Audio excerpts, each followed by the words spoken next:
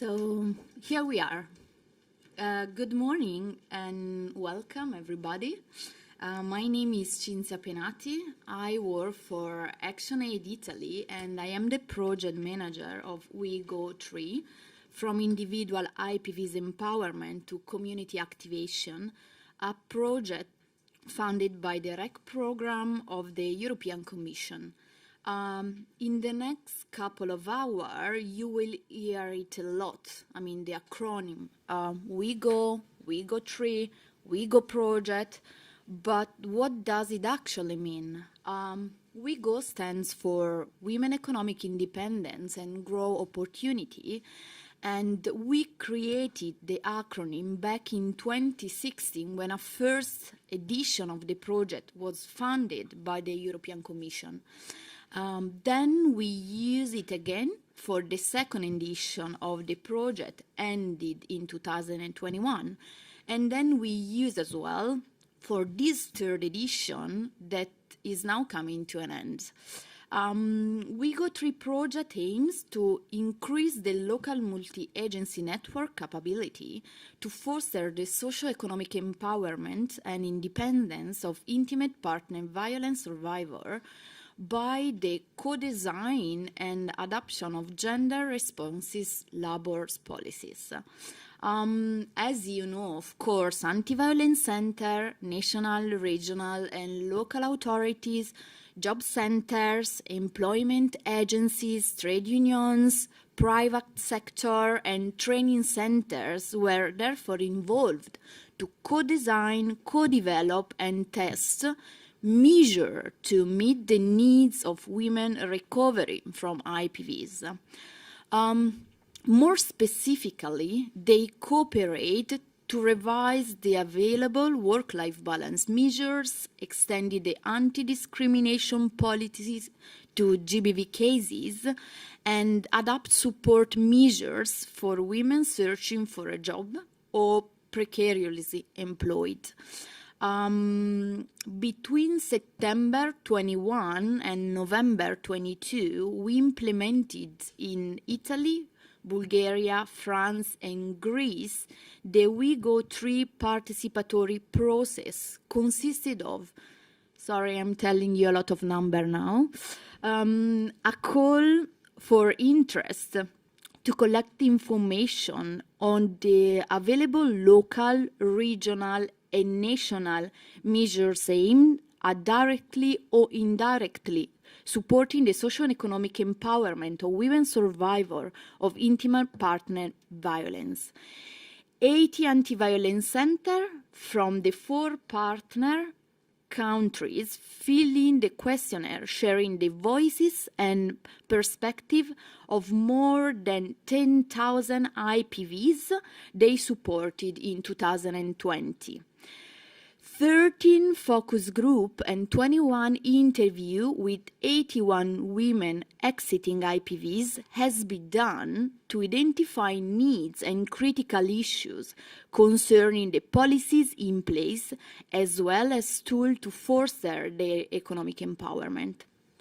For training for 60 professional volunteer or specialized services of anti-violence center were organized.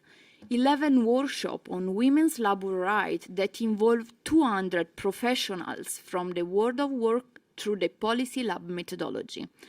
4 training sessions with 29 regional, national, local institutions to discuss the needs and critical issues identified through the focus group on the legislation, policies, and tools to foster the IPV survivors' economic empowerment.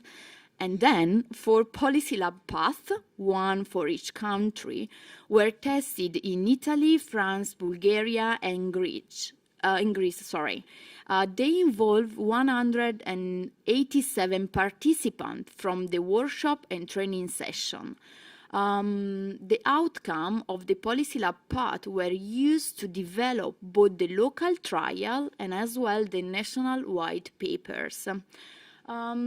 In a few minutes, you will hear in detail from our voice about the participatory process we developed. When I say our voice, I refer the voice of the project partner, namely Relazioni Positive, Women Center of Cardizza, Center for Sustainability Community Development, Istituto per la Ricerca Sociale, ActionAid and FAS.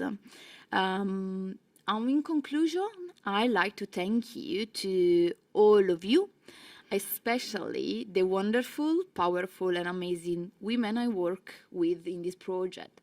So thank you very much. I leave the floor to our chairperson, Angela Toffanin, who is a researcher in GBV-related issue of the National Italian Research Council, I think. Yes. Is this correct? Good. Perfect. So thank you.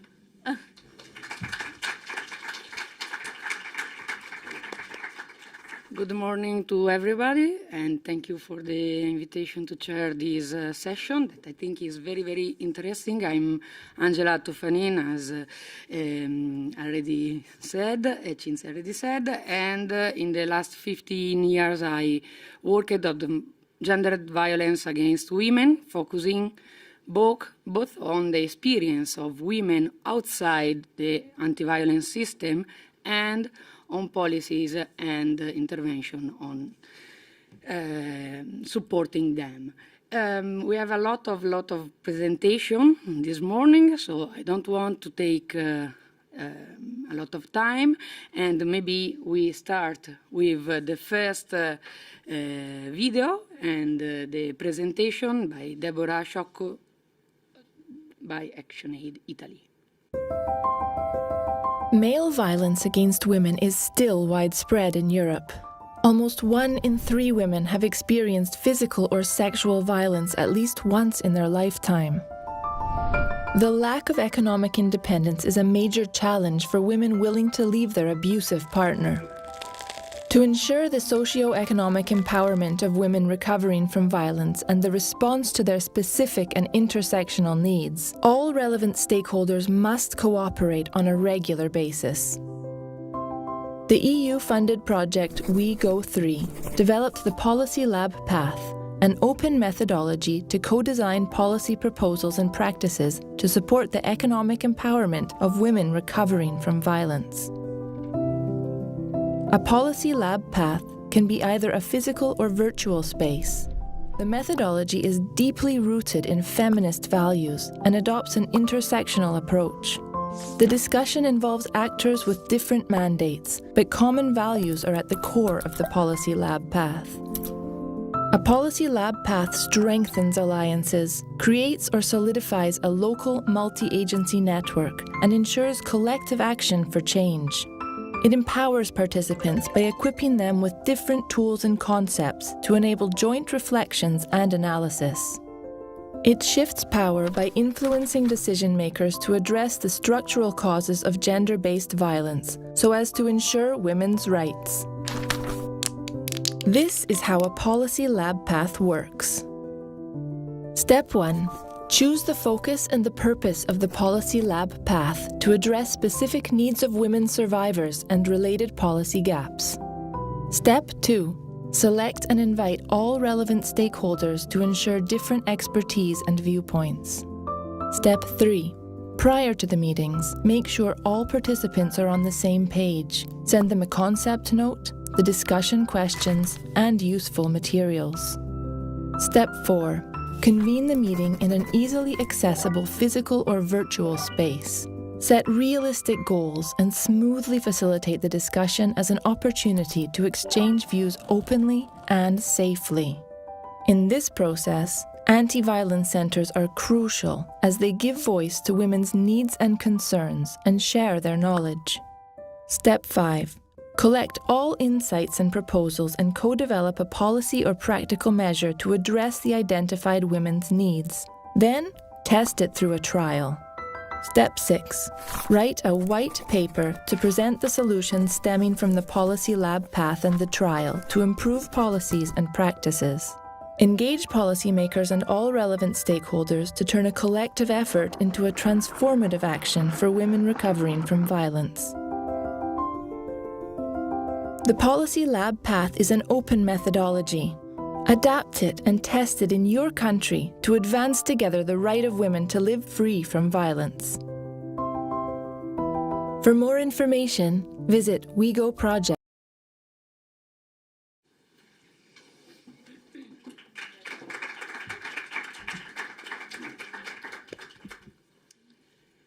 Thank you. Shall I turn it on? Or is it fine? Okay, it's fine. Sorry.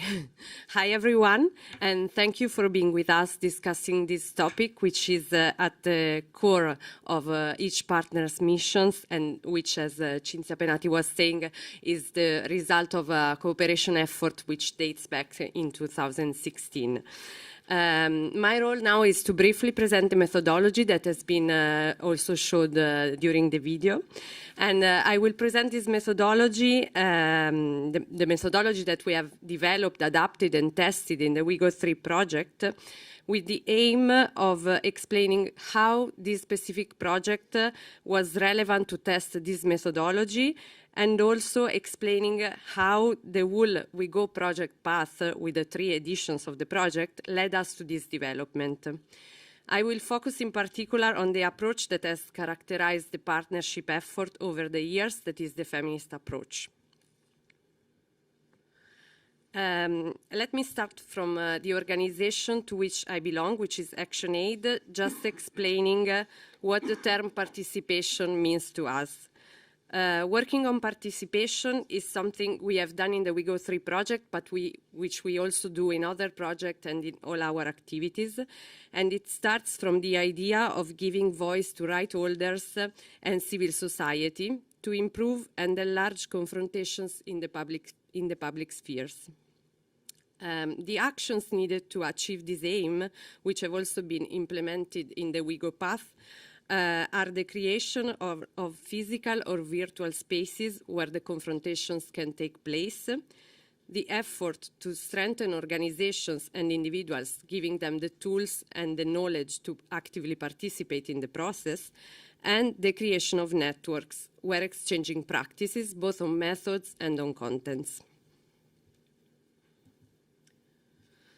Switching to the specificity of the WEGO path, I would like to mention how the 3 editions of the project led to the complete participatory path that has been implemented in the 3rd edition. The first WEGO focused on strengthening support services and anti-violence centers, mainly developing knowledge and sharing best practices. WEGO 2 had a stronger focus on the networking components, both of anti-violence center and of right holders, who in the context of our projects are women survivors of intimate partner violence. The awareness, the knowledge, and the networks developed by the partners over the 3 editions are the building blocks of the participatory path that has been implemented in this 3rd edition, where the partners have created the spaces for confrontations I was mentioning before. Spaces where to discuss how to improve policies and practices for the empowerment of women survivors of violence, especially in the areas of welfare services and labor market. So what is a policy lab? This methodology has not been used for the first time in the WEGO project, of course. It has been more and more used in recent years by institutions, NGOs, research centers to co-develop practices and policies. But for us, policy labs, the definition we decided to choose for our policy labs is that they are structured discussions involving actors with different background but common values, working together to develop proposals and recommendations for policy measures and practices. So, as I said, Policy Lab already existed. So why did we develop a specific methodology with a feminist approach? Because we believe that it is important to adopt an intersectional view, to consider the different forms of oppressions that exist, to analyze power dynamics, ensure the voice of all women is considered, and apply a real feminist approach, which of course means much more than just having women leading the process, but rather taking these views I was listing before and developing Policy Lab not just as a moment of collection of information and perspectives, but as a transformative process in themselves. And with this, I mean that the implementation of Policy Labs, the moments of preparation, the analysis we did before, the discussion we had with all the different stakeholders involved, all these steps have influenced both the results that will be presented by the partners afterwards, but also the awareness, knowledge, and behavior of participating people, from partner staff to all the participants that has been invited to participate to this process. This slide briefly presents the steps that we have put in place during WEGO 3 that has been also mentioned over the videos. So I don't want to go through all these steps, but I really want to focus on the importance of the long preparatory phase. So we dedicated a lot of activities to arrive to the momentum of the Policy Lab and of the discussion. And it was a key moment to bring all different stakeholders to the discussion table as a level playing field, where those stakeholders that had a more technical and, let's say, policy-oriented approach developed awareness of the specific needs of intimate partner violence survivors, while those stakeholders who were already used to work with women every day developed knowledge of policies and practices, so that everybody had the occasion of participating to the discussion, sharing the language and the perspective of the others. Sorry. The national meetings were fruitful in producing recommendations and in developing the trial that we have been tested during the project, but they were also moments where different types of stakeholders met and discussed among themselves in a new and equal way, with anti-violence centers, institutions, and labor market professionals as the main groups. Also, the steps that followed the implementation of the Policy Lab were very important, because we tested some of the recommendations, some of the ideas that emerged from this discussion, but they were the steps that comes after the discussion are also important to do something which we have been doing in these days and which we are also doing today, which is sharing transparently the results we achieved and advocate for change. With my last slide, I want to share something more about the feminist approach we have adopted during the project and during the Policy Lab path, underlying once again how power analysis and the intersectional lens have been the guiding tools we have applied all over the project. And I would like also to underline the importance we have given to an adequate setting and to the facilitation of this moment of discussion, so as to be sure that everybody was aware of her position and feel free to intervene and participate. As a final stake, before leaving the floor to the other project partners, I would like to say that we have been very aware while implementing the process of the political meaning of our actions, meaning that the Policy Labs has been important effort to contribute to the production of a change to the structural problem of gender-based violence, and especially to the obstacles that still exist in our countries and in Europe in access to service and the labor market for the women that WEGO has worked with.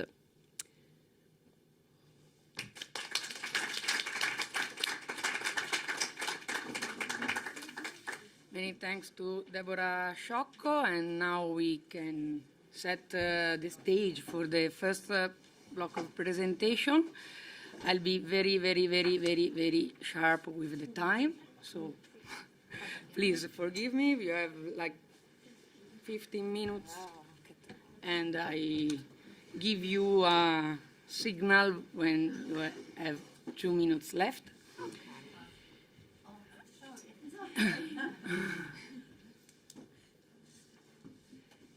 The first presentation of this session, that is called Co-Design of National Policies to Meet the Intimate Partner Violence Survivor Needs, is Claudia Pividori of Relazioni Positive Italy, and her presentation focuses in the Italian participatory journey among women, anti-violence center, trade unions, and public institutions. Claudia, the floor is yours. Thank you very much, Angela, and I'm really happy to be here today to share the main results of this project, considering that is the concluding part of the long path that we had together. I'm Claudia Pividori. I belong to Relazioni Positive, that is a social cooperative based in Padova that was born after the 30 years experience of Centro Veneto Progetti Donna, that is an association that had a mission to support, of course, women survivors of violence, but not only, especially to prevent and to activate the change that Deborah was mentioning before. So, what I would like just to show you very in a visual way is the journey. It's the Italian journey, but in reality it's something that all partner countries have in common, because we somehow try to follow the same path.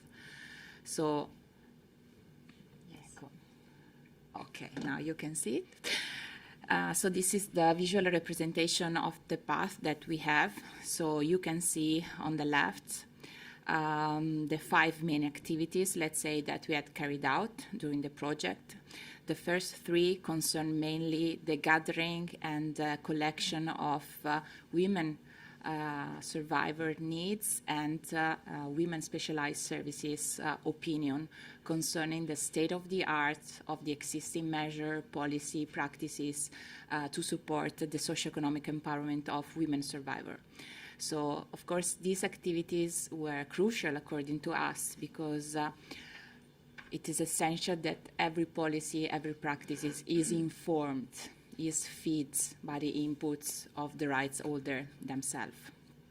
So, first of all, we realized a call of interest and a survey through which we tried to gather opinions and information from women specialized services on the existing needs, on the existing priorities of women's and services.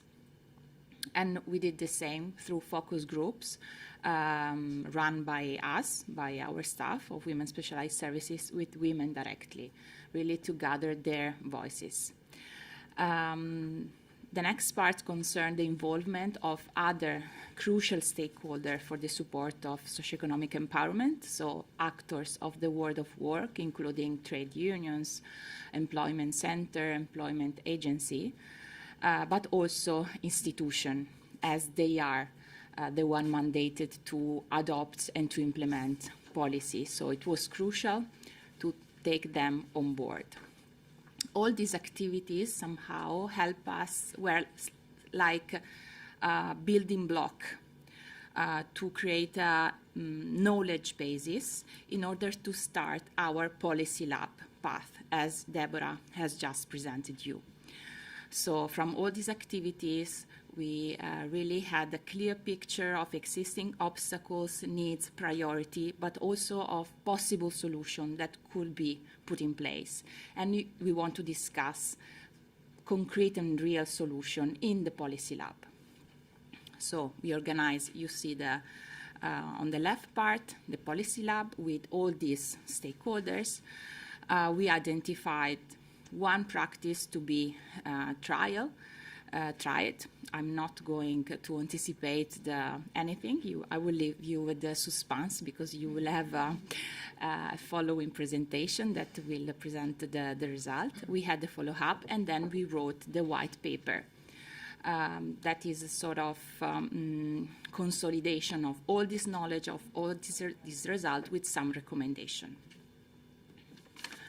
So, a little bit more in detail.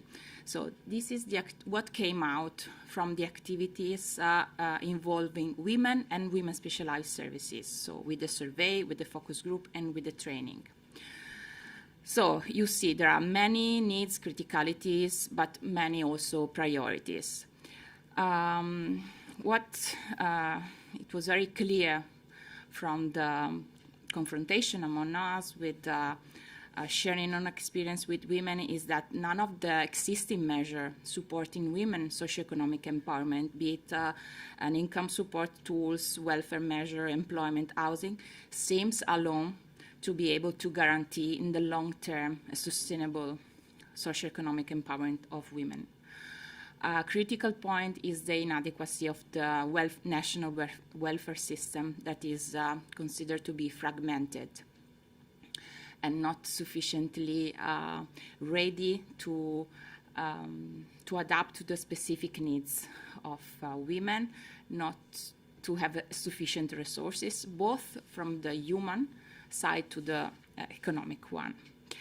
Of course, we have to confront with structural inequality existing in the world of work and in our society as a whole, and difficulties that the world of work has to, again, be inclusive of women survivors' needs. Another critical issue is that welfare systems are pretty much family-oriented. Violence against women is often seen as a social issue rather than a gender equality or human rights issue, and this influenced design and implementation of the policy. Of course, you can see that here there are some structural issues, as we cannot expect to solve the problem of gender inequality in the world of work or in our society with just the testing of one policy of measure. But there are other gaps, other criticality that really could be solved with practical and concrete step right now, and we demand immediate also action from our institution and our stakeholders. What about the priority proposal? I'm not going through all of that. You can see that they touch many domains, from the area of employment, housing, worker duties, and this again is a confirmation that in order to support women, in order to prevent and fight violence against women, we need an integrated and holistic approach to the issue. So women have multiple needs that have to be tackled in an integrated way.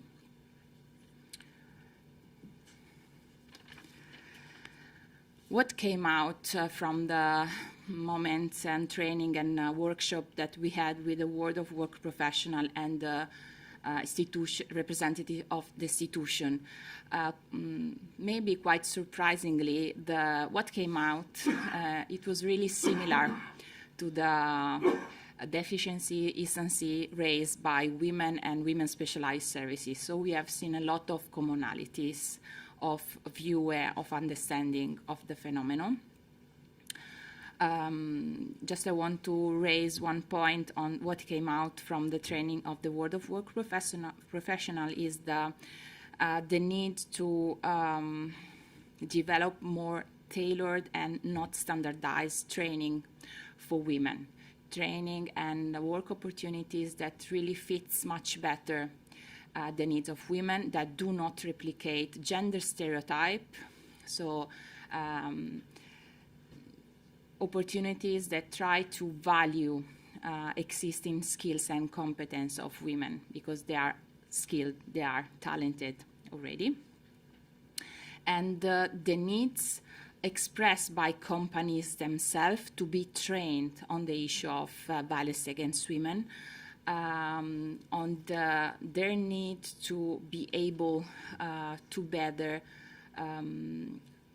answer to women's needs, and also their need to create safer and working environment for every woman.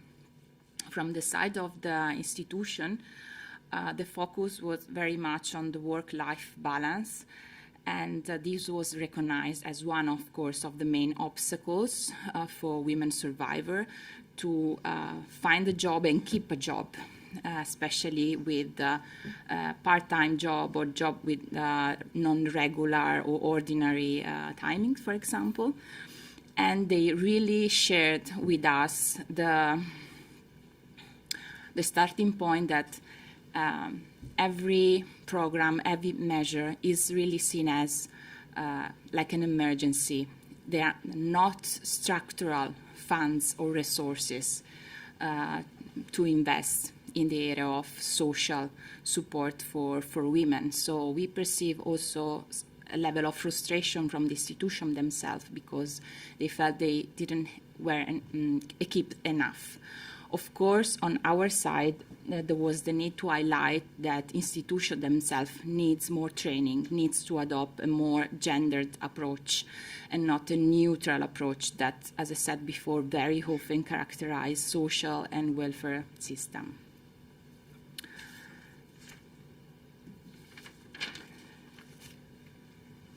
Sorry.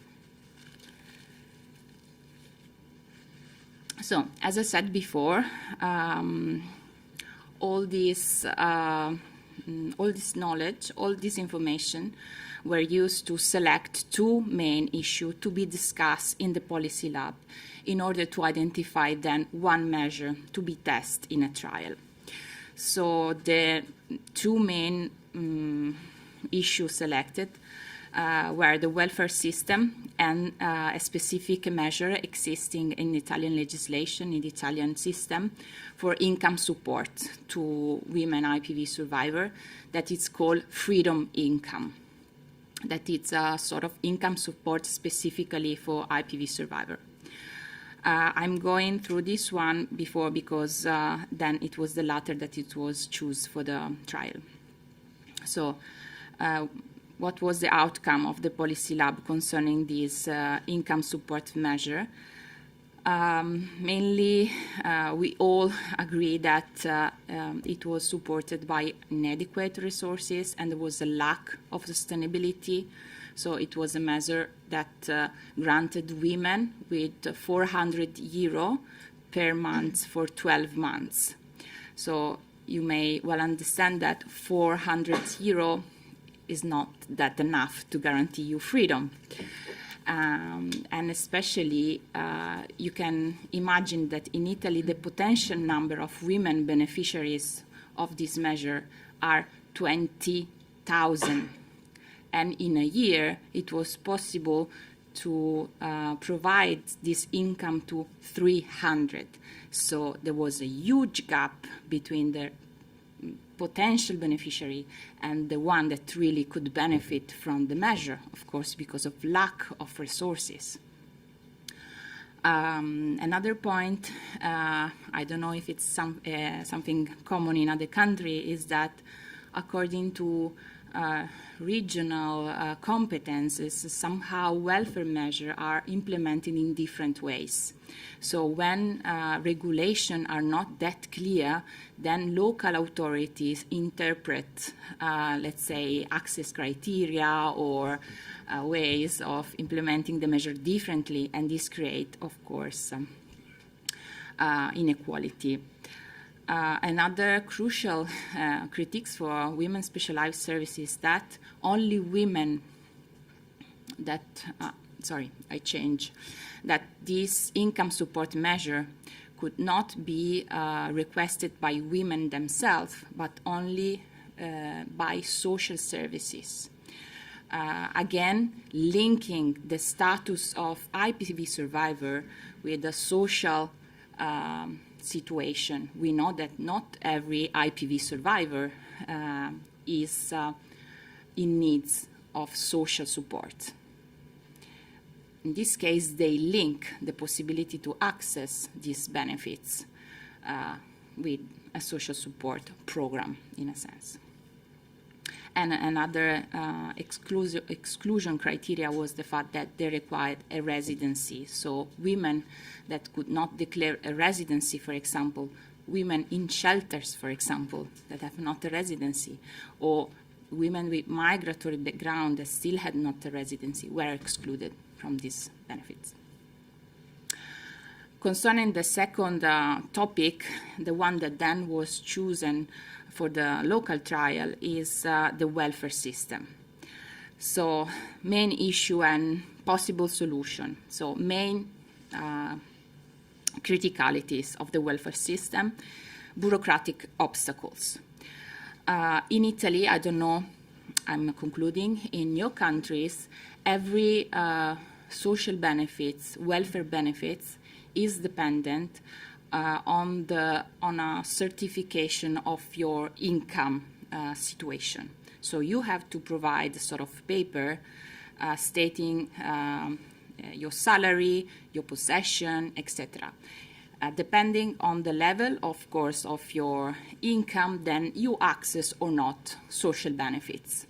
So you see that this is very formal paper that often for IPV survivor does not correspond to reality, because in this certification, if you are married, also the income of your husband is there. But maybe you are living in a shelter, you're not longer living with your husband, but on paper you are rich. But this is not the reality. So many IPV survivors are prevented from accessing by themselves. So we want to have separate income certification from women. This is a very practical issue that could be made. Another point is the standardization. So no capacity to take into account specific IPV survivor needs. So very important proposal to train. And another point is fragmentation. So women have to go to 10 different offices, talking with 10 different people, restating their story every time. So we need to find a way to better coordinate all the effort in this field. So you see just the process. So starting from the welfare system issue, we had identified a training, and that's it. It was trained, and later on my colleague Flavia will share what are the results. Of course, I'm available if you have any questions or comments, and thank you for your attention.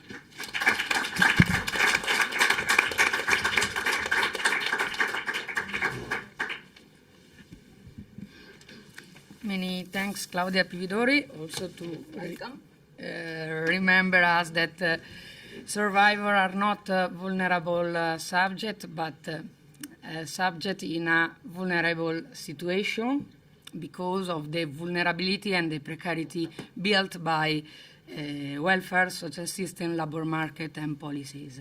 Now I give the floor to Joanna Ducerf. Aldine Kadar. I replace Joanna Ducerf today. But Joanna Ducerf was more simple to me to say. Okay, call me Joanna. No. By FACE France, and her presentation focused on working with French companies to find tailor-made solution for IPV survivors. Thank you. So it's yours. Good morning, everyone. I'm happy to be here today and present you what we did within the WEGO 3 project in France.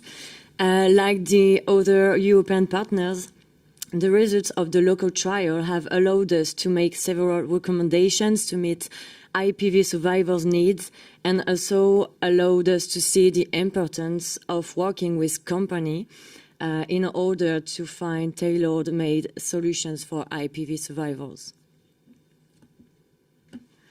First of all, let me introduce the Fondation Agir contre l'exclusion, FACE, which means Foundation to Act Against Exclusion. Founded 30 years ago, FACE is recognized as a foundation being a public utility. The foundation brings together public and private and associative actors in the fight against exclusion, discrimination, and poverty.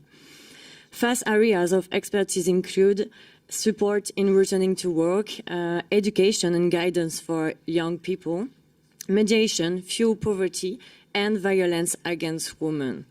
Throughout France, the 44 clubs FACE work in their local communities, bringing together institutions, charities, and businesses, and other organizations in the fight against exclusion.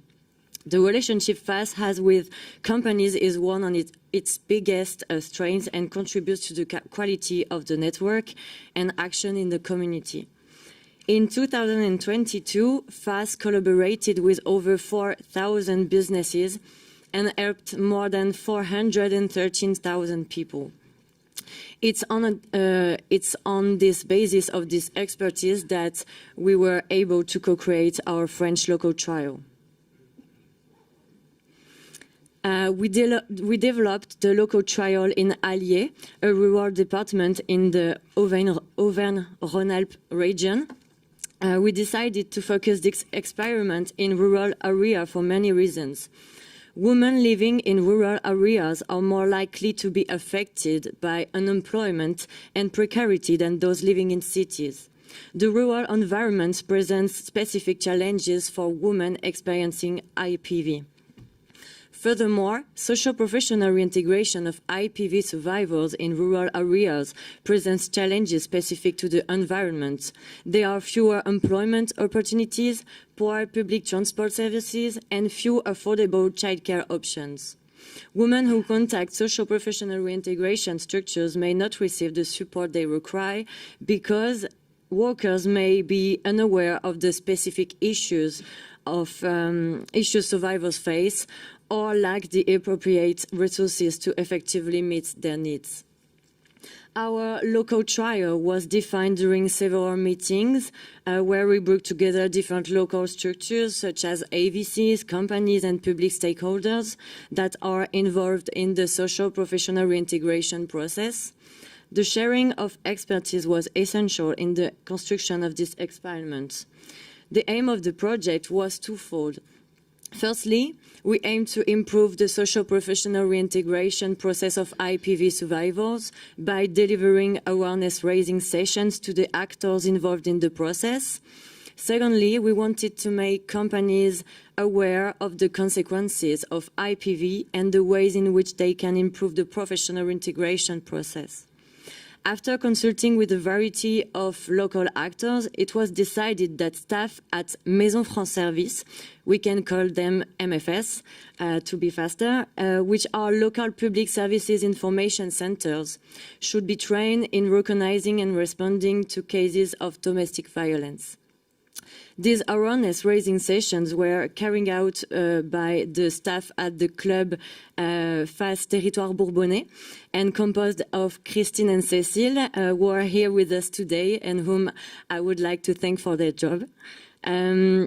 The choice to focus on the Maison France Service was strategic. The MFS are present throughout the department. They are a well-known structure that provide informal spaces open to everyone. Thus, women accessing these structures are not identified as IPV victims. Moreover, women experiencing IPV are often already in contact with these services regarding finance or housing issues, for example. Finally, when starting a social professional reintegration program, the job-seeking or rights access structures are often the first structures victims are in contact with. We also trained the floating digital advisors who are constantly moving around the region, thus increasing the chances of reaching the women who are the most geographically distant and isolated. Training the staff of these organizations was therefore essential so that they were able to signpost survivors to specialist AVCs and adapt the social professional reintegration programs to the specific needs of survivors. The local centers also displayed information on domestic violence, national helplines, and local AVCs so that women accessing the centers were able to obtain information on the services available to them. Whilst this project originally aimed to support and guide the victims of domestic violence towards stable employment, it quickly became apparent that there needed to be more cohesion between the actors involved in the social professional reintegration of IPV survivors. Notably, businesses need to be more implicated in the process because they are the last vital link, since they can provide stable employment opportunities to survivors. For this reason, companies need to understand IPV, its effects on the victim and on employment. The Club Face Territoire Bourbonnais organized half-day training sessions on domestic violence for 6 local companies. At the end of the session, participants were able to understand the mechanism of domestic violence, identify the warning signs, and know how to respond to a disclosure of IPV. Finally, the sessions enabled the participants to reflect on how their companies can be more involved. While the session was a great success, all the actors involved in the social and professional reintegration of IPV survivors note the reluctance of companies to invest in the subject. Securing a stable job can be a vector of financial emancipation and independence for survivors of IPV. The capacity to financially support oneself improves the likelihood of a woman being able to break the cycle of violence. However, securing and maintaining a job can be difficult.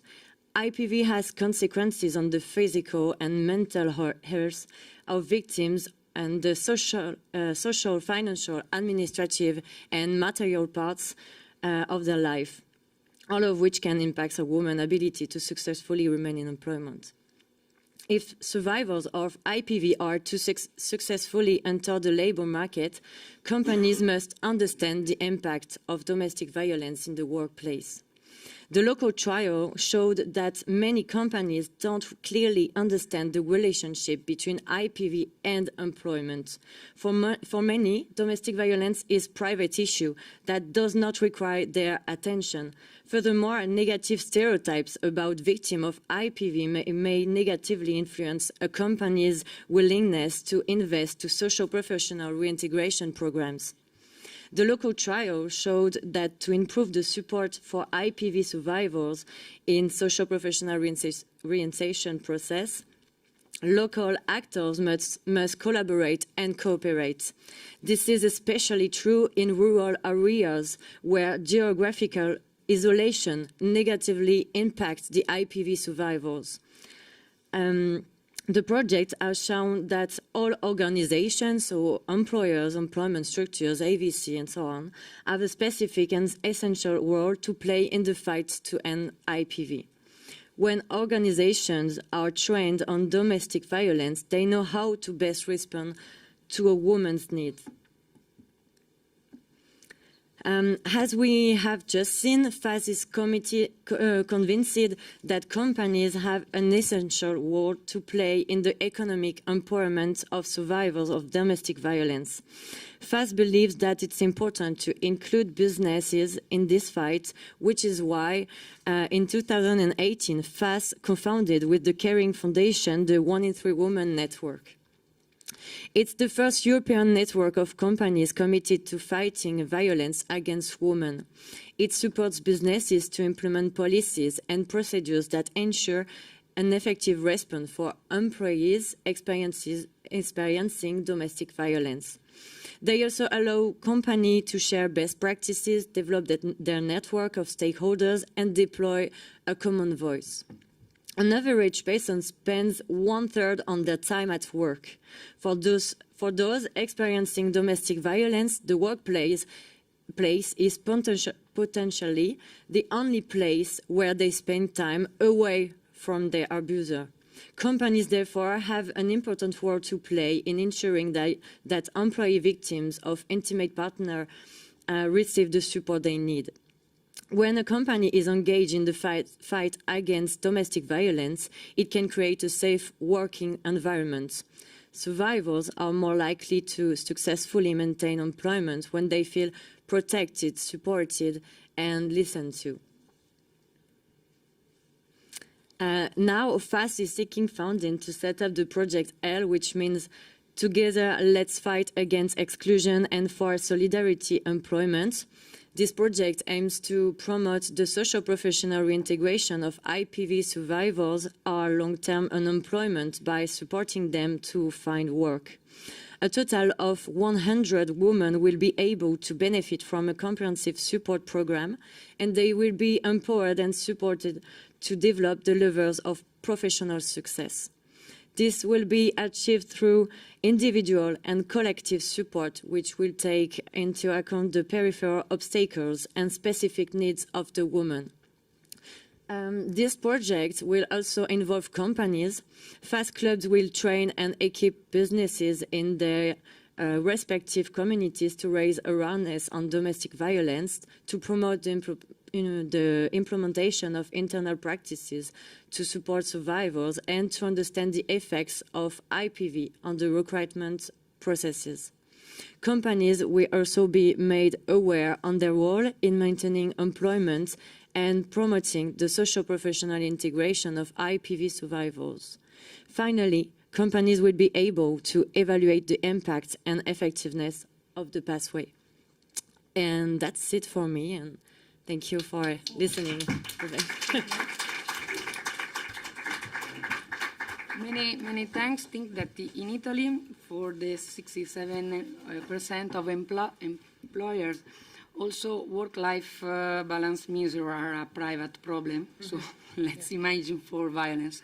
And thank you for focus on this training activity that you do. But I very fast move to the next presentation, as we are very lot. We have Ekaterine Velesiotou, okay, of WCK of Greece, talking on policy labs, how to co-develop a local trial in Greece. Yeah. Good morning. I'm Ket Velesiotou. I'm the director of WCK and also the coordinator of the WEGO 3 project for the Greek part, of course, because the leader is Cynthia for all of us. Hi, Cynthia. I'm very happy to be and to be here today and working, but also I'm very sad because of this terrible accident that happened in Greece a few hours ago, and 2 trains collided, and there are a lot of dead people. So if I'm not very happy, forgive me. Anyway, I'm gonna start from the basics. Okay.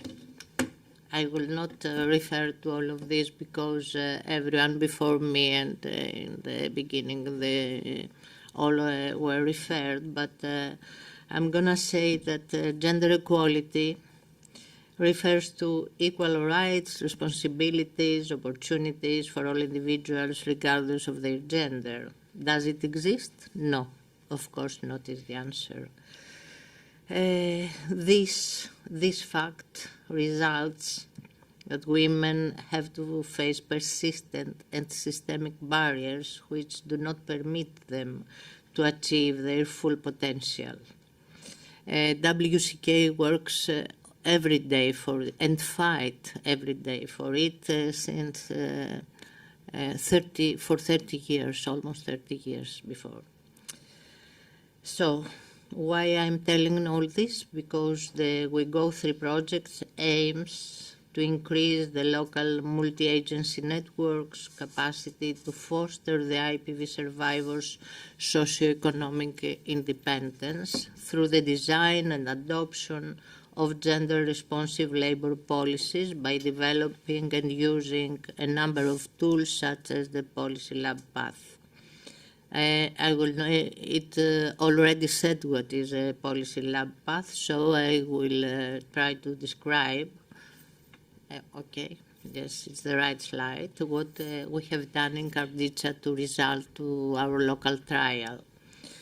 We invited the representatives of different kinds of stakeholders, such as anti-violence centers, all members of the Greek National Network, local and regional authorities, University of Thessaly, Trade Union of Karditsa, ANCA, Cooperative Bank, Committee for Gender Equality, private sector enterprises, NGOs, actors all with different backgrounds but common values, to discuss in a structured way and work together in order to develop proposals and recommendations for new policy measures or improving existing ones. We involved not only policy experts, but other key stakeholders applying a bottom-up approach of course with a feminist view and perspective.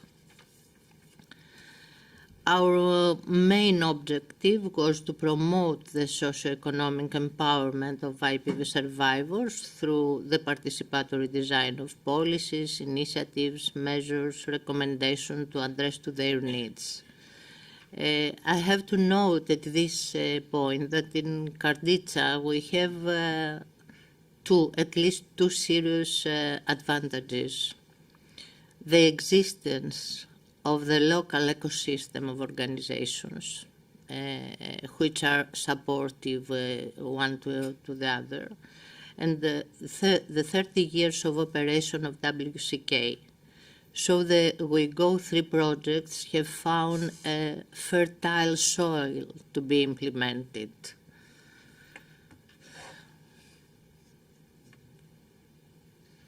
What we have done, at least some of them.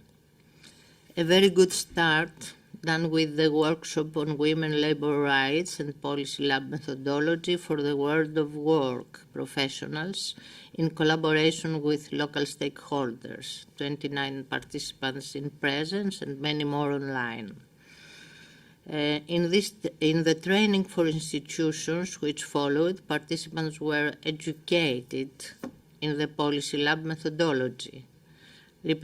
Participants were from local and regional authorities, regional and national committee for gender equality, cooperative bank, ANCA, regional observatory of Thessaly for social integration, bar association, trade union, private training sector, 17 in total. Here with us today is a vice mayor of Karditsa. I have to say that the municipality of Karditsa is our main stakeholder, our partner, which is very supportive and in all sectors that WCK acts and operating. And we have also the director in charge, I don't know what is the right title, Nikos, of the Regional Observatory for the Social Inclusion. And of course, we have the plan to have with us Ms. Angeliki Papazoglou, who is the director of the Department of the General Secretariat for Gender Equality and in charge of all the AVCs in Greece and shelters that operating under the auspices. This fact shows many things, how supportive are all these organizations and people, of course. And I would like to thank you from this side very much, the three of them. So I continue. Main goals of the procedure were the provision to the institution, the methodologies and tools in order to organize consultations to engage the stakeholders, and also the collection of inputs and suggestions for them for the training topics, so that they will co-design proposals in common with the AVCs, trade union, the world of work, and other participants for the local trial in Karditsa. 3 half days of participatory planning followed on March 2022, attended 58 persons in total. The trainers presented the policy lab methodology with the aim the participants to co-design the local trial. 1 half day was also implemented after the pilot of the local trial in last December of 2022. To present this implementation, the results, to evaluate and suggest how to make it more sustainable.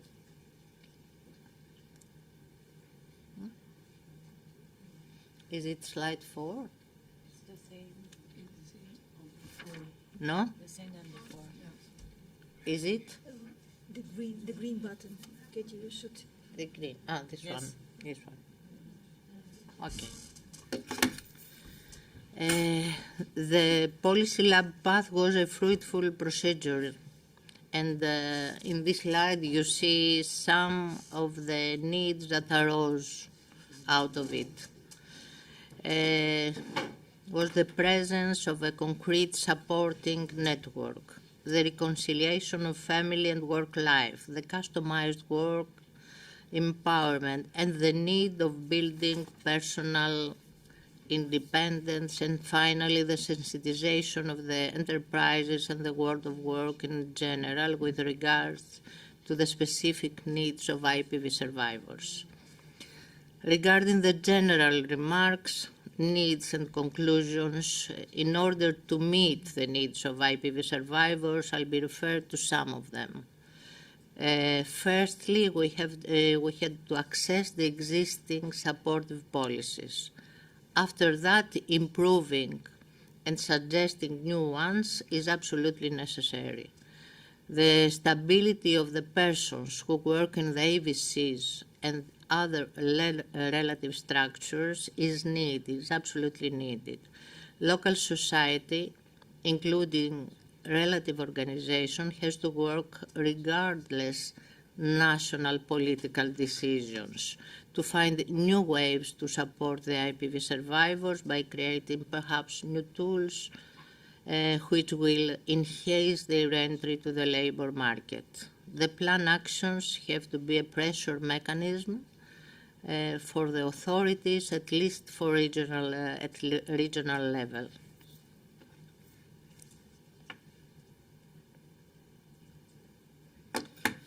The final resulting proposal, the Greek local trial. I tried to design very briefly the way we followed to result to our local trial, which is the creation of a social cooperative enterprise. We call it in Greek KINSEP. Members will be IPV survivors, other persons from the wide population of the area, and women refugees. But in that way it was planned. It will provide care services for children, elder people, and household works. Women could be clients who could buy these kind of services, but also beneficiaries who will attend and have the benefit to accept these services. WCK and TANCA will collaborate for the implementation of 3 trainings, which are 1 training for the creation of the KINSEP, 1 for taking care of elder people and children with disabilities, and the third one for taking care of children. Nowadays, today, when I present all these trainings have been done, have been implementing. The 2 organizations took care of the skills and the abilities of the trainees and customized all these training programs. The local trial was designed to bring about short-term and long-term results. Short-term regarding the empowerment and training of women IPV survivors in social and solidarity economy process, and long-term in establishing and operating this KINSEP during and after the end of the program, of the WEGO 3 program. We are now waiting for the public invitation from the regional government to finance the cooperative enterprises with an amount of around 70,000 euros for 2 years. This is a very hopeful perspective on sustainability of this kind of enterprise.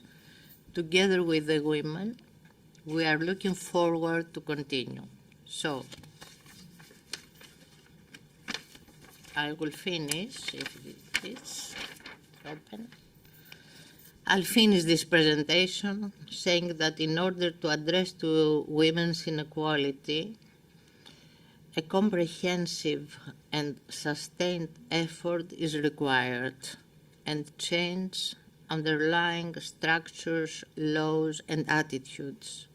Many steps have been done. We have to try more, because alone, this is a motto that came out of all this procedure of the training with the women. Alone I go fast, together we go far. But allow me to reform it and to say, go fast together. Thank you very much. It was a pleasure to work with all of you. I'm very, I feel so. Mine.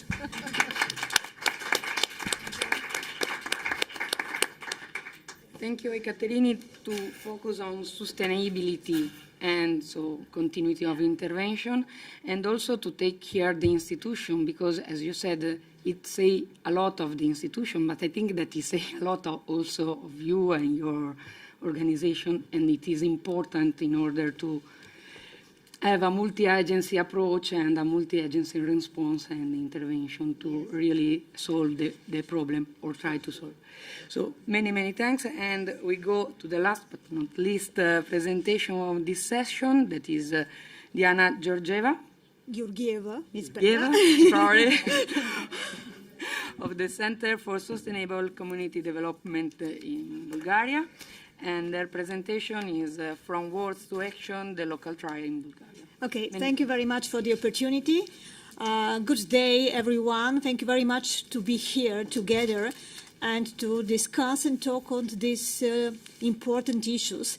We're here just to show you what we have done in our countries, but it will be really eager to know what are your thoughts and how you think that this discussion should go on. As I have been already presented, my name is Diana Georgieva, seems to be one of the completed family name for the countries from the Eastern Europe, and I'm representing CSCD. I'm just going to use the shorter name because it's a long name of the organization. Briefly, what is CSCD? CSCD is an NGO organization with more than 25 years of existence. Our main focus is gender equality and combating of violence, domestic violence and violence against women. Entering WEGO project from the very beginning, from the first stage, was quite a challenge for our organization, mainly because of it makes us just to turn a little bit our focus and to start talking and gaining experience in a new way of economic empowerment of women. Like all the other partners before me, we followed the prescribed steps of the methodology and done all the activities. I'm not going to talk about numbers of these stages, as you can see them in the reporting documents afterwards. I would like to focus on the main result of the efforts in our country, something that we are very proud of, and it was possible just because the women we have been working, women survivors of domestic violence, were the active part. We just started and a little bit redirected the actions. Not we were the active part, but just give them the right, they to be the active part and to tell and to say what they would like to do, what they need, and how they will feel much more comfortable. My presentation, I titled it From Words to Action because if you read the paper, it seems that there's not such a big problem. There is a lot of a kind of legislation frameworks, something rules are prescribed, but when you go to the reality, you see that it's not true. During our policy labs discussions with institutions, with different stakeholders, we just identified one main need, that these women acquired new professional and soft skills. And they considered this as the most important for them in order to go deeper in the process of their integration. what we done next, we just make a short research. What does the legislation says? There are some documents that allow these women to the equal rights of the equal education, national strategy for promoting equality, and for sure new European skills agenda. Then was another challenge between us because we have been organization located in Sofia, and we decided that this should be an event and trainings done somewhere in the country. We just checked a little bit different opportunities and decided to go to Ruse region. Ruse is a town in northern part of Bulgaria. We make a slight research what is the economic status of this region. It happens that it is a place in the, let's say, middle of economic development with a lot of problems, but at the same time with a little bit average employment rate. And one most important thing is that this is a region with a university with quite a lot of different kinds of courses that can help these women to get better education. And I'm very happy that we have here a professor from that university, one of the most active supporters of the idea. And what we have done when we decided that we are going to work in Ruse. First, we have already made some steps before the walkout trial in implementing and developing the so-called territorial protocol. This is a kind of agreement between different stakeholders who gathered and decided to support these women mainly in aspect of their economic empowerment. We were lucky to have on our side organizations and institutions like Ruse municipality, as I already told you, Ruse universities, some big employers, some NGOs, and different kinds of business companies. And it was much easier having them on our side to go further. Then we started, and the first stage of the WEGO protocol started June last year, and formally completed in November 2022. But frankly speaking, it's an ongoing process, because we find that some of the main ideas we have at the beginning have to be changed, and we have to overthink them. What activities we've done, they were under a special measure, which we name it support for qualification and requalification at reasonable costs.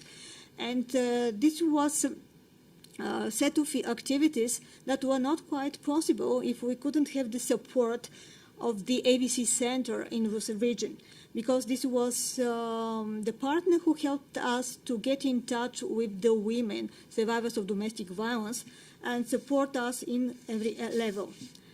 Exactly what activities we've done, several of them. First, we started the training part of our work. That training part was done and was organized together with the women survivors of domestic violence.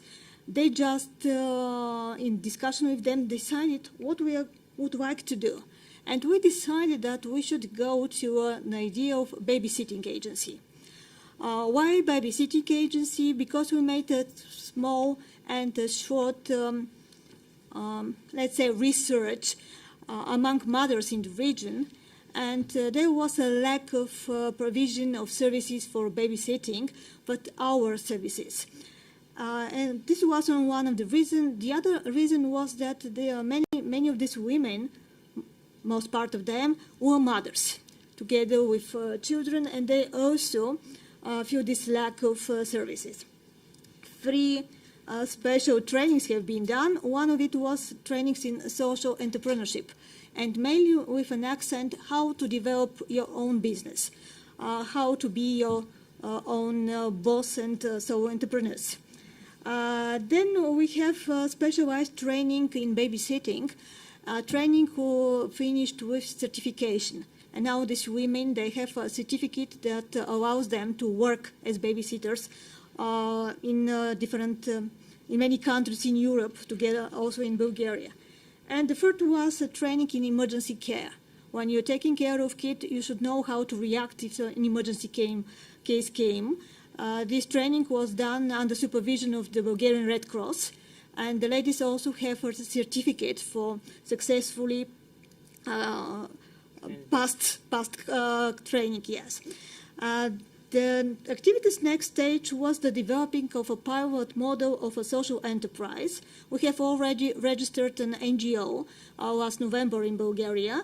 And the NGO was registered by all the women who took part in all the activities of the walkout trial.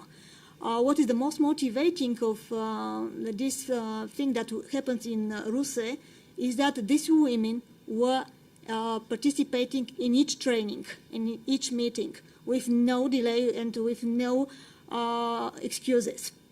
They were the active part. I have been with them from the very beginning, but I was just in the role of a supporter, not the activated, the one that tries to motivate them, but just to support and to supervise the activities. We have also named our NGO under the name of Veselushko 22. Okay, I know that it doesn't mean anything to you, but Veselushko is a very happy kid. A kid that is who is joyful, playing and smiling, and 22, it is the year of our establishment. The name of the organization was also an idea of the women. And now we have started a lot of activities of communication. We have already a logo, and we're working on the idea how to communicate that.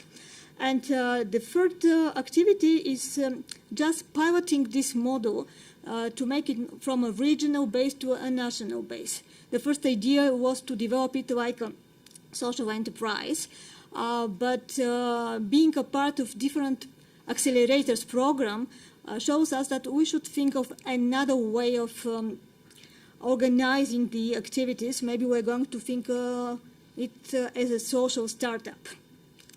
And the idea have been already participated in 2 programs, in Career Entrepreneurs in Science program and Beyond Pre-Accelerator program. And from yesterday night, we have some good news that we have been approved of participating in another accelerators program, who is just directed to improving the capability of NGOs in developing a business and entrepreneur skills. And 2 of the ladies will start in a training program, will work with mentors, and then we'll have the opportunity to just stand up for some financing and funding of the activities of the organization. What the result? Maybe this number doesn't sound quite great to you, but this is 7 women with changed lives. And I really think that it is let's say, a good result. We have started already an idea of the developing of the staff capacity building program. We are going to invest in developing different kinds of skills of these women, not only professional, but already skills as being good parents, being good mothers, because they have been living in many years of aggression, just minoring their capacity as mothers. And communication awareness strategies under processing together with the financial sustainable plan. Because we would like this organization not only to depend on the programming and financing, project financing. We should make it as a stable business model. And I'm now managing the organization, but my idea is just to transfer this management to some of them. They have shown desires to learn and to gain different kinds of skills to do that. Together with us is one of the ladies that took part from the very beginning of the development of this idea, Demoa, who is also a social worker. And I really think that what we have done was quite, let's say, quite good, quite successful, quite motivating. And you see now, this photo shows our Veselushko 22 families. This is the ladies who are going to provide the services with their own children. And one of the good things that happens in this adventure and in this journey, as our Italian colleagues called it, is that we are already a community. We spent holidays together. We are just talking and discussing different kinds of issues, not only related with the idea of Vesevushku 22. Thanks very much for the opportunity to the project to do that. Because if there wasn't maybe that opportunity, we would going to work with them, but not in such a deep way. Me personally, I have now much more knowledge of what these ladies come by and through what kind of stages. Not like only as an expert in the NGO sector, but as a person, from the personal point of view. Thanks very much once again for the opportunity. Thanks here to my colleagues who have been supporting us from the very, very beginning. Thank you.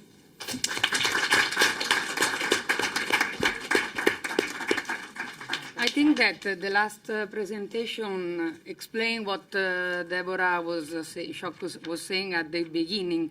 The methodology of the project is a transformative one, and it is transformative for the women, the staff, and also the professionals. And so long life to Vesevushku 22. Sorry, 22. And I'm very happy that we are sharp. It's a big success to me. And now the questions are at the end of the two sessions. And a big clap to our wonderful presenters. Okay, the idea is that all the question and remarks was at the end of the second session, if possible. Θέλεις να το πω, ότι στο τέλος, λέει, θα γίνουν όλα και μετά το τη δεύτερη. If it's not a problem for you. Αν δεν είναι, λέει, πρόβλημα για σένα. Όχι. Thank you. So, I'll invite at the table the speaker of the next session. Yeah.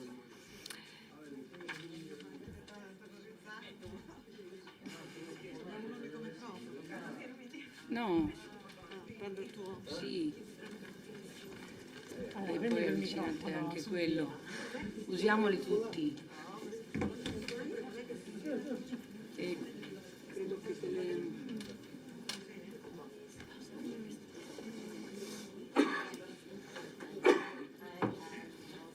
So, we are ready for our second session, that is learning from the trials, and we have two presentations. The first one is by Flavia Pesce of the Istituto per la Ricerca Sociale Italy, and the title is Results and Lessons Learned. Please, the floor is yours. Thank you very much, and I'm here, of course, representing all the IRS staff that work in this project, and my colleague Emma Palladino, who took care of all the steps for this activity that we have been done during the process, is here in the room, and also other colleagues were participating. So thanks, first of all, to all my team for having done the work within this project. Just only a few elements on IRS. We are a private institute of research based in Italy. We provide applied research and evaluation and technical assistance for mainly public organization from the EU level, so the European Parliament, in which we were yesterday, to European Commission, other European institutions, and at the national level, ministry, region and municipality, in the field of public policy, and especially in the last, I would say, 20 years, we have been quite specialized on gender policies from different angles, and especially also on the gender-based violence. So that is the topic of this project. And so I will. You have the colleagues that precede me already told you what all the efforts they've done at the local level with the trials. So the aim of my presentation is to provide you general elements that we could share along all the trials that have been presented and main issues coming from our internal assessment of the trials. Okay. So as you have seen and you have been listening before, the entire process of the WEGO tree project was particularly complex and entails different pillars and different elements, and also the trials that have been implemented at the local level were in a way the result of this interesting and complex process. So we have been listening before that there were activity for especially enhancing the capacity of the anti-violence centers, that took place both at the desk level with research activities, surveys. Then there was all the part engaging the world of work that was particularly crucial also for leading to the development of territorial network of stakeholders that, as we will see, are one of the key also issues, especially for the sustainability and the replicability of the trials. So we also, in our assessment of the trial, tried to develop an evaluative approach that was specular to the way in which the project was built up, so also following the same process. Also because all the information coming from these three elements were indeed at the basis of the local policy labs and were also at the basis of data and information that we might have used for the policy assessment. In addition to the data and the information that came from all the activities carried out from the partners, we also carried out more 20 qualitative in-depth interviews with other experts in the territorial context of all the 4 countries that were involved. Then, as you have listened before, all the policy, all the local trials were, in a way, the result of all this activity and of the policy lab pathways. The internal evaluation of the trials was then carried out both at the general level and the specific one, and I will tell you much more in details the methodology that we have used. And why we have divided the evaluation in 2 sections. The general evaluation was a way to, in a way, evaluate all the 4 trials for some elements that they might have in common, so providing transversal insights for all the 4 trials, while the specific one was especially dedicated to the specific activities that each of the trials were carried out. You have seen, you have been listening to the specific elements. Some of them were in common, but of course, every trial has its own specificity, so we thought that it might be quite interesting to have this double approach. For the general evaluation of the trials, we took some common evaluation criteria that you can find in the first column of the slide. So we were assessing the relevance of the trials, the involvement of actors, and so all the process that were behind the implementation itself, the innovative elements, the sustainability and the scalability. For each of them, we carried out, because the aim of this internal evaluation was a sort of proxy of a social impact of the trial. So we had an approach that is usually called the pre and post approach. So looking at what was happening before the trials was implemented and looking them at the end of the trials, what were the final achievement after the final implementation of the trial itself. The relevance criteria was one that was much more the strong one, as you have seen, and you have been also listening from my colleague before. All the trials were implemented on the basis of a very careful analysis of the needs of the community in which the trials were carried out. So not only the needs, but also the existing practice, the norms, the legislative framework on which they were looking for. So this element, this criteria was assessed quite relevant for all the 4 trials. The column in which I have the numbers are the numbers for the first slide that we have before, so the fact that we were using also the result of all the activities carried before. So one refers to all the activity that have been made on enhancing the capacity of the anti-violence center, meaning the survey, the desk research, on which we can derive some main elements for doing our ex-ante evaluation on the design of the trials. Then the involvement of actors, that also was incredibly crucial, as it was indeed expected, especially for the participatory element that was a sort of red line, as we have said, for all the entire process.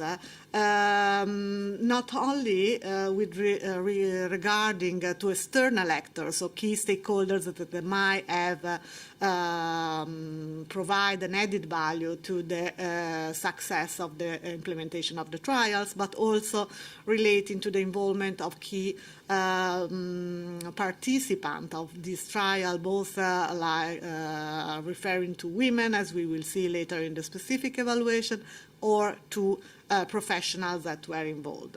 And for all the 4 trials that we have analyzed, this involvement of actors came out of crucial issues and highlighted the importance of the territorial possibility of enhancing collaboration and partnership, and stress again something that in the literature is considered as a key element for all the policy tackling gender-based violence, that is the multi-agency approach.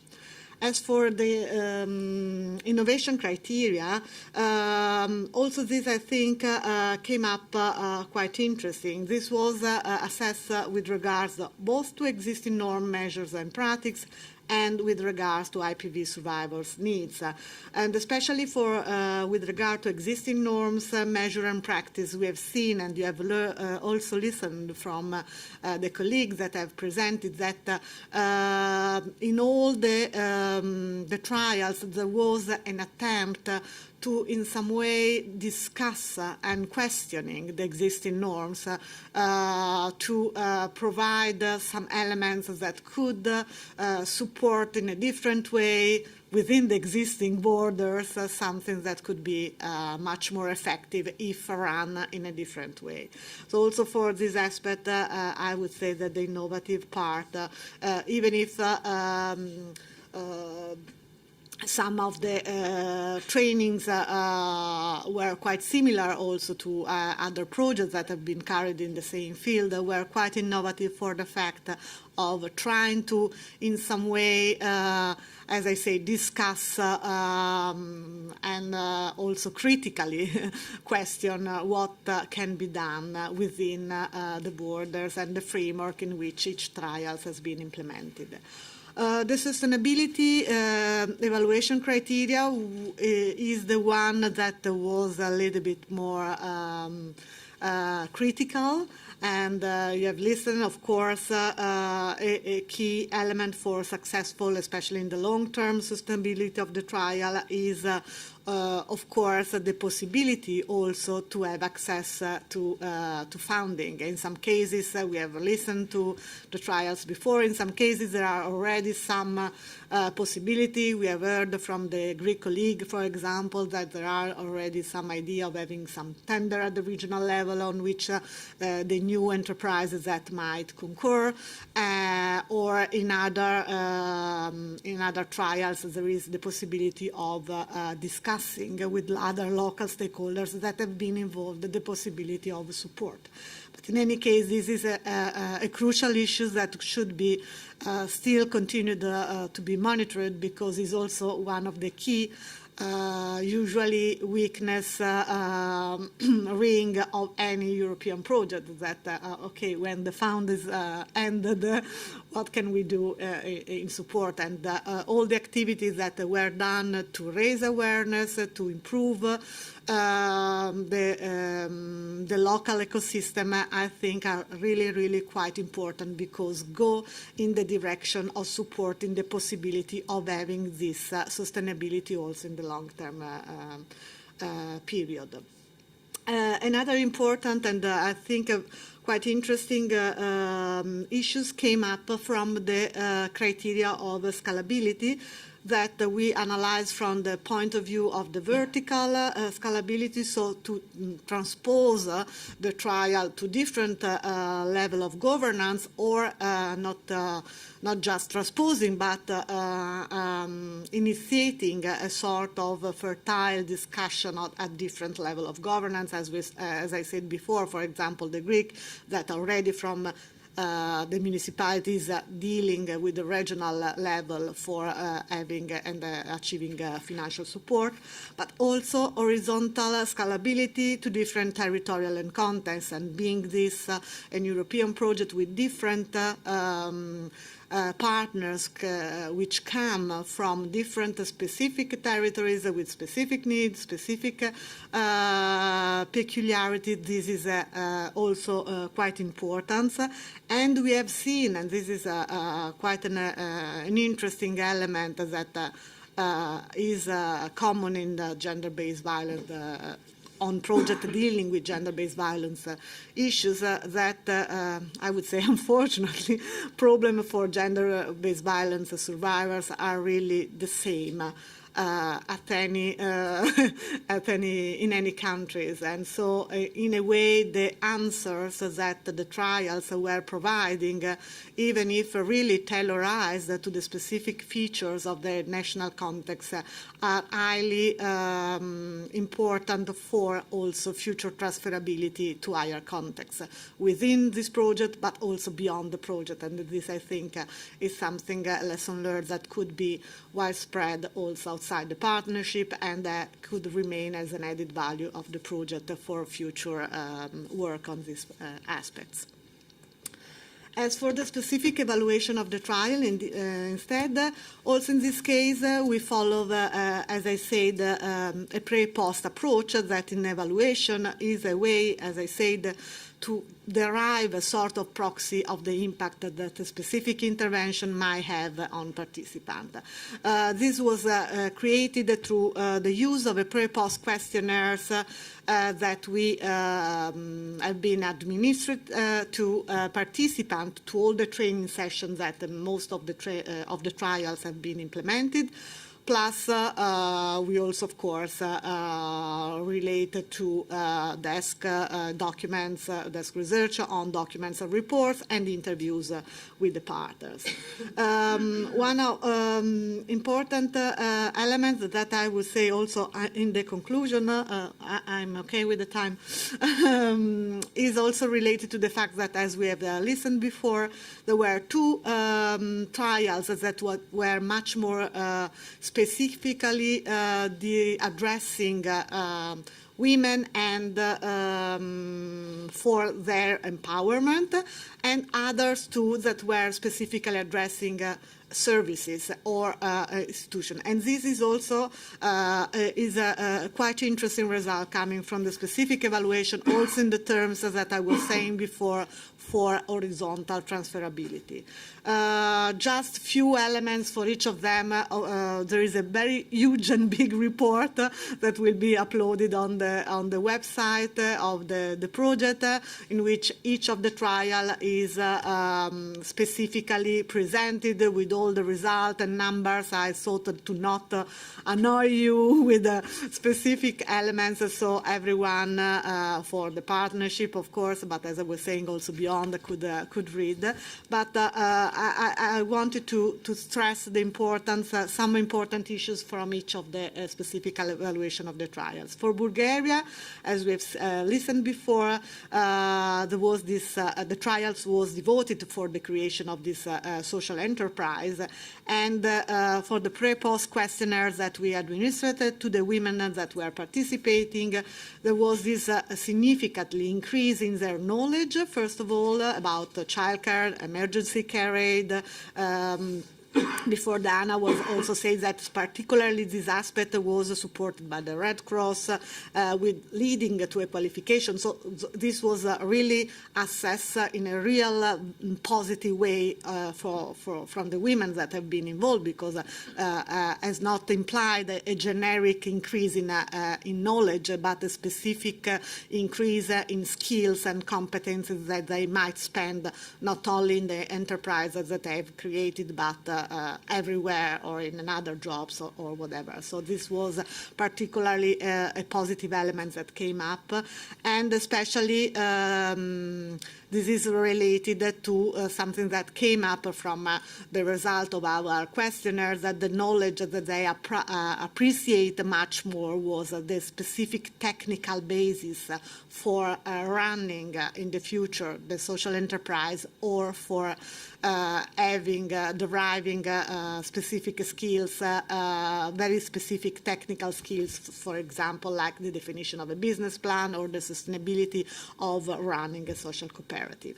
For France, instead, the attention was focused on professional working on services and company. We specifically address the professional to have also comparative elements with Italy that implemented similar trials, and also in this case the aspect of the profession of social service provision stress the importance of the increase, in this case, of awareness in the territories, and in this case reflected also by the companies on the socio-economic reintegration of IPV survivors, but also on specific knowledge on measure and tools how to support. This was particularly appreciated by all the participants of the trials. Also, with the expert related to the creation of trust relationship with women. So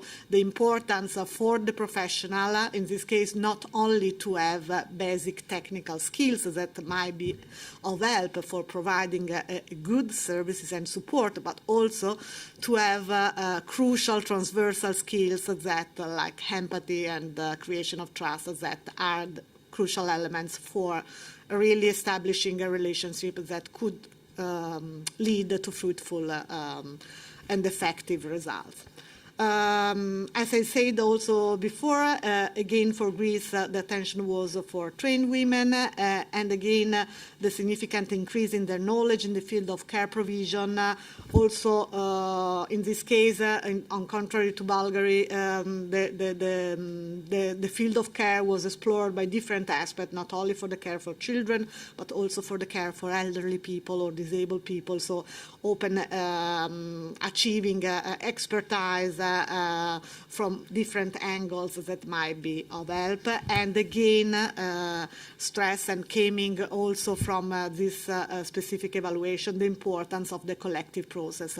You see that there are words that, and you will see in the final slide, that came up constantly and really track a red line among all the trials. For Italy, again, the focus was on professional front services, and there was this particular importance of the positive and proactive attitude of this professional for building, and as I was saying before, for questioning in some way the formal procedures that are that are already established to create their own pathways and moving from maybe something that is only informal and upon the shoulders of the professional capacity of relation with other services or institutions to a formalized pathways.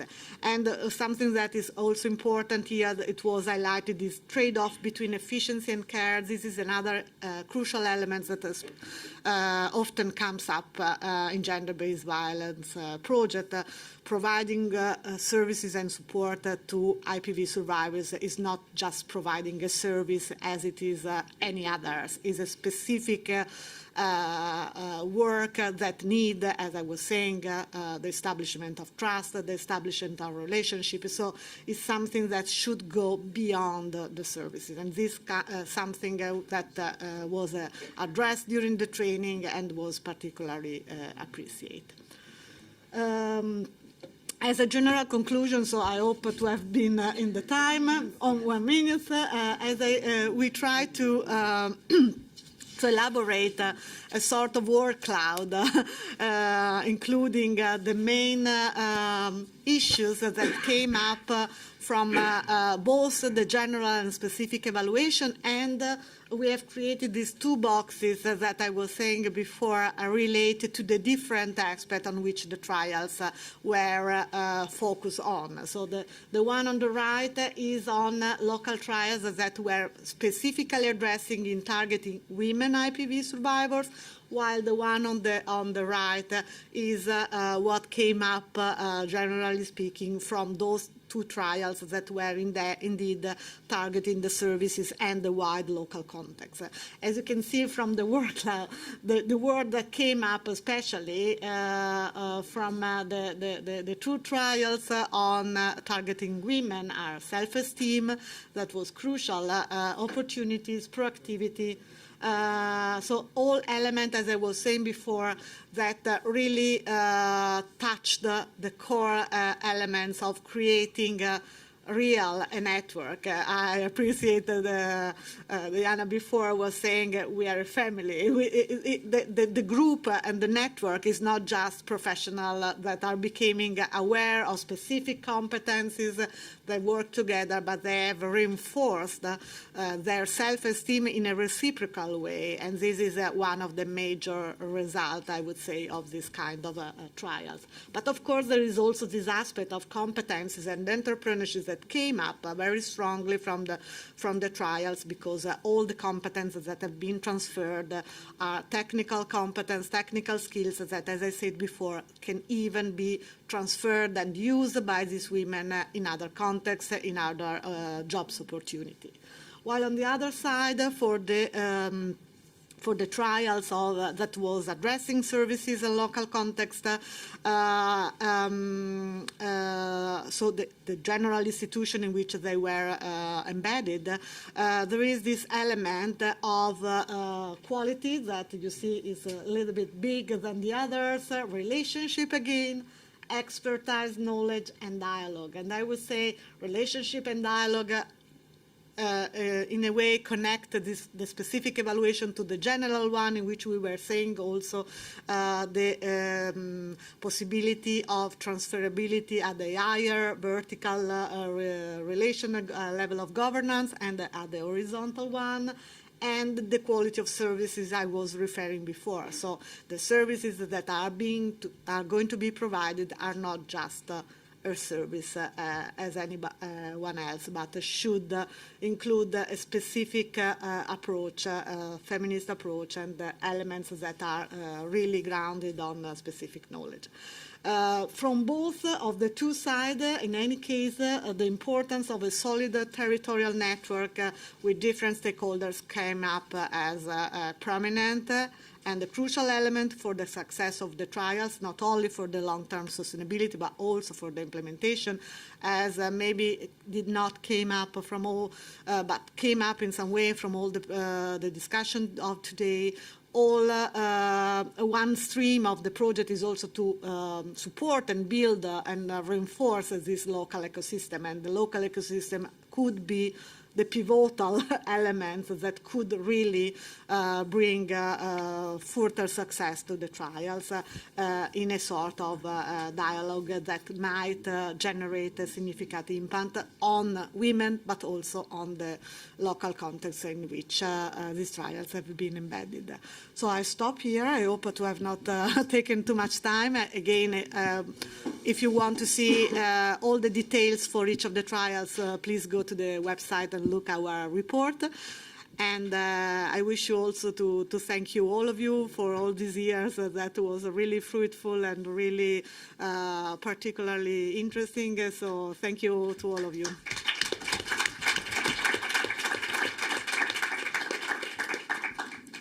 Thank you, Flavia, for this accurate description of the evaluation of the trials. And now I very fast give the floor to Rossella Silvestre for our last presentation. That is National Learnings for You Policies Mainstreaming the Intimate Partner Violence Survivors' Needs into EU Policies.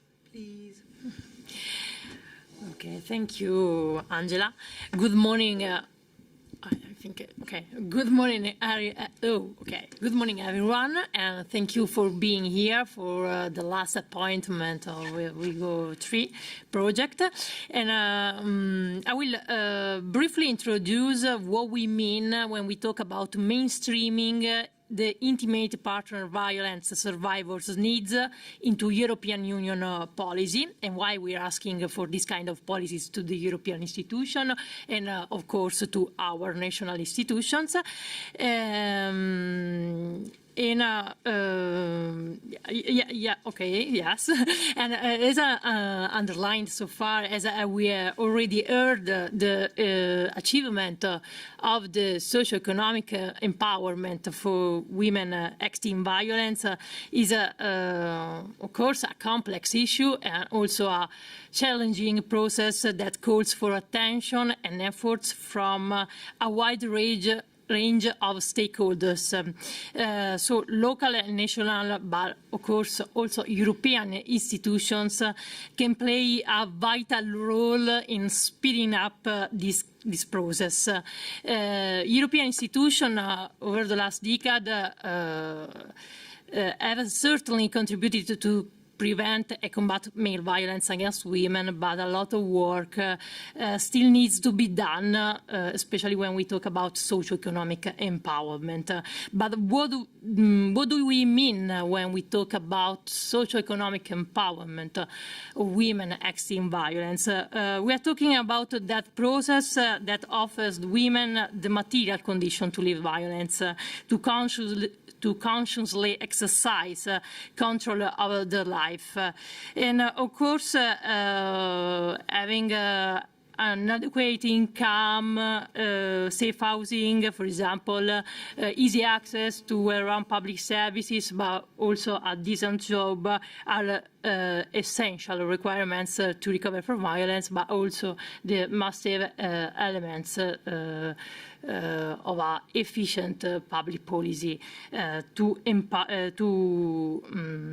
promote the socio-economic empowerment of women extreme violence. In this regard, as we already said yesterday during our European Policy Lab, the proposal for a European directive on combating violence against women may represent an opportunity to improve the socio-economic support provided by member states to women. But unfortunately, the draft directive doesn't take into account this kind of theme, doesn't include any reference to the theme of socioeconomic empowerment. So it is urgent to introduce a specific provision in the Chapter 4 of this proposal to require member states to ensure socioeconomic empowerment to IPV survivors. For example, member states should ensure women easy access to the national welfare system. We talk about a lot about the national welfare system, also revising their national laws if needs. States should provide women with income support, housing support, as well as measures to promote their enter or re-enter in the labor market. Along the same line, also the European gender equality strategy should represent and should address the socio-economic empowerment of IPV survivors as a crucial component to end gender-based violence. But addressing IPV survivors' needs exclusively through anti-violence policies is not enough. The achievement of socio-economic empowerment can be ensured, can be achieved through disjoint policies. In fact, it is more effective to supplement the existing policies of different domains with criteria and actions that can respond to the specific and intersectional needs of intimate partner violence survivors. This would allow women to access a wider range of essential services, including care services, of course, housing programs, and income schemes. This means that regulations, directives, and financial programs, for example, at increasing women's participation in the workforce or at improving care services, should also take into account the specific needs of IPV survivors. We are asking to the European institution to modify the European care strategy, for example, the work-life balance directive, for example, the Euro gender strategy. We are asking to the European institution to take into account the specific needs of IPV survivors. In conclusion, we call so the European institution to promote a move beyond the sectoral approach to prevent and combating male violence against women. This means that all national and European institutions must shift from the current silo approach to an integrated policy approach. Such a shift will finally allow women exiting from violence to fully access their fundamental rights, those economic and social rights, of course,